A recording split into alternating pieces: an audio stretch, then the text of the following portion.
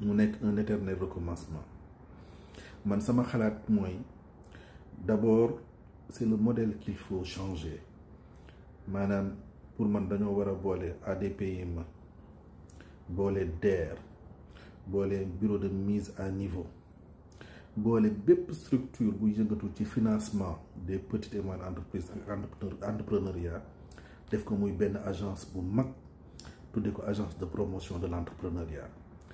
def ay bureau ak ay antenne ci commune bu nekk mu am benn bureau am benn antenne ñuy jouer rôle incubateur ba pare di jouer rôle bailleur en même temps.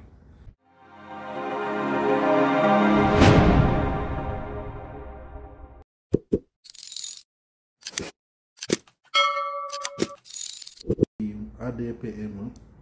mu ngi organiser benn forum pour promouvoir les petites et moyennes entreprises forum bu am solo bu ñëpp di rafetlu ci discours premier ministre mu ngi ci ñaawlu le taux de recouvrement bi nga xamante ni de non recouvrement des dettes yi nga xamante ni ku mel ni DER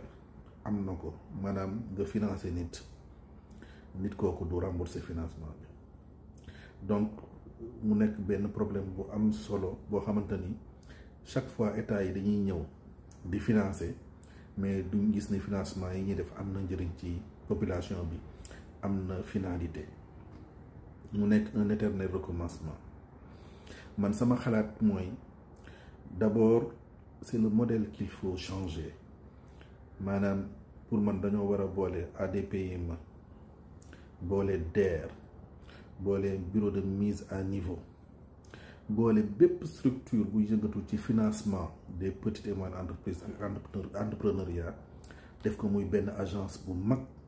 tudde ko agence de promotion de l'entrepreneuriat def ay bureau ak ay antenne ci commune bu nekk mu am benn bureau am benn antenne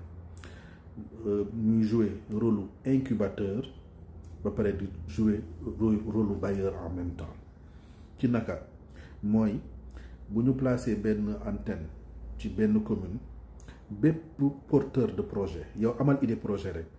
boo ñëwee ci antenne bi ñu boole la ak ay techniciens yoo xamante ne ñoom ñoo leen di agréé ñooñu bindal la sa projet ba mu àgg defal la sa business plan bu ñu ko defee ba pare ñoom ñu financer la waaye financement bi du nekk xaalis bu ñu lay jox ndax boo jëlee benn jeune bu mustatee 1 million nga jël 5 millions de francs CFA jox ko boo sàgganul day jaawale xaalisu entreprise bi mu créé ak poche boppam wa ilaa mu jël xaalis boobu daal di koy fayee ku ko yóbbu Italie wala Espagne wala États-Unis wala mu jëlee ko gaal gi li ñuy def mooy boo mettre en place la structure là day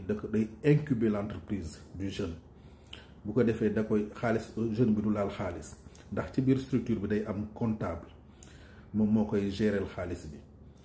day def expression de besoin ni man sama projet bi war naa jënd lii war naa investir lii ñu jëndal ko mettre ko à disposition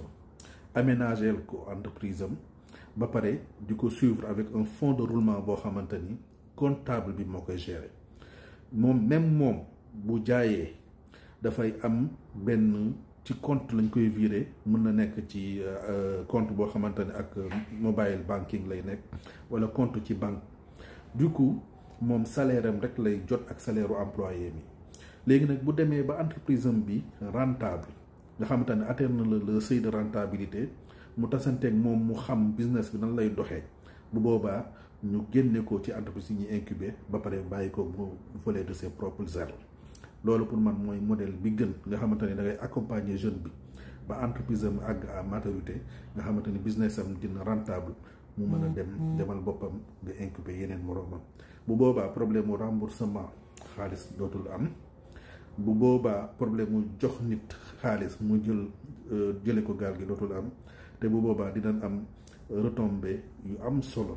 ci sur le plan social et sur le plan économique